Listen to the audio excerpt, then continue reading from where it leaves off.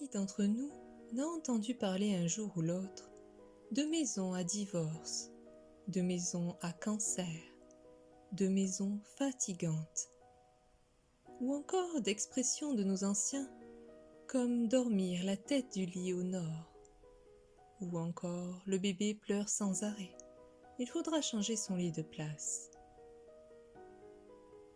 Chacun passe au moins les 3/4 de son temps confiné à l'intérieur, soit de son habitation, soit de son lieu de travail. Et notre santé dépend en grande partie de la qualité du milieu dans lequel nous séjournons.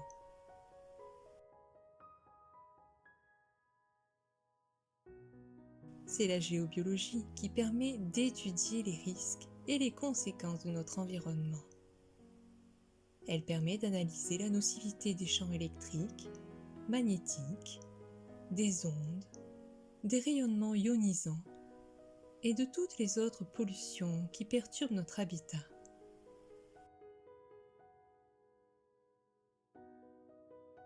Ce savoir est très ancien. Depuis la préhistoire, les hommes ont emmagasiné des connaissances. Ces hommes étaient nomades, et le changement régulier d'endroit a permis à quelques-uns d'entre eux de s'interroger sur l'influence des lieux. La nature dans laquelle ils évoluaient les a rendus sensibles à leur environnement. Nos corps subtils régissent notre habitat corporel. Nous baignons en permanence dans une multitude de micro-énergies provenant de divers objets de toute nature et des différents milieux dans lesquels nous évoluons. L'immense majorité des humains en ignore l'existence.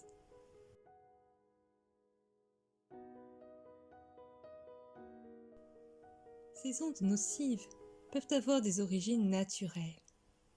C'est ainsi le cas pour les veines d'eau souterraines, les failles géologiques sèches, les cavernes naturelles, les courants telluriques et les gisements de minéraux.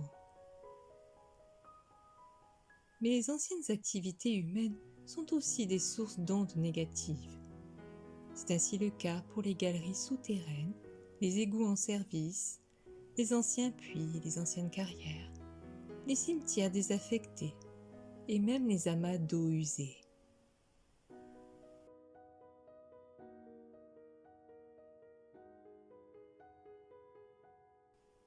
De nombreuses nuisances sont liées à l'activité humaine moderne. Elles sont nombreuses et variées et génèrent des ondes nocives en permanence, qu'elles soient électriques, électroniques ou quelquefois nucléaires.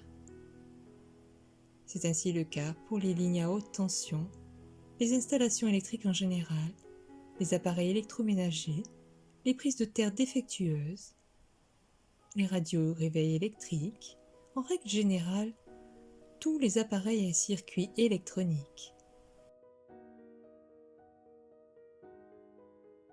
Ces nuisances peuvent avoir aussi des sources insoupçonnées. C'est ainsi le cas pour nos meubles anciens.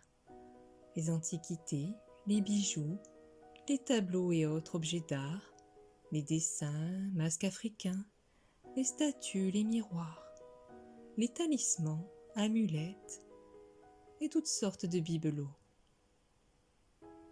Il faut préciser en toute honnêteté que ces mêmes genres d'objets peuvent aussi être des vecteurs d'éléments de santé parfaite ou de chance intarissables. Les ondes nocives émises par de très nombreuses sources permettent la création de zones pathogènes. Le degré de nocivité dépend de plusieurs facteurs. La durée de l'exposition, la largeur de la zone et l'âge des occupants. Un grand nombre de maladies graves peut être engendré par tous ces phénomènes. Nous pouvons dire que 8 appartements ou maisons sur 10 émettent des taux de nocivité dangereux pour l'humain.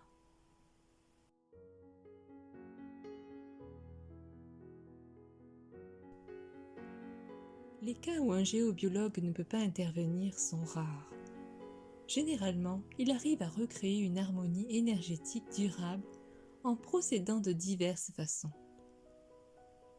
Les diagnostics de lieux par la géobiologie sont actuellement chose courante, non seulement pour des habitations, mais aussi pour des entreprises, des écoles ou tout autre endroit où séjournent des humains.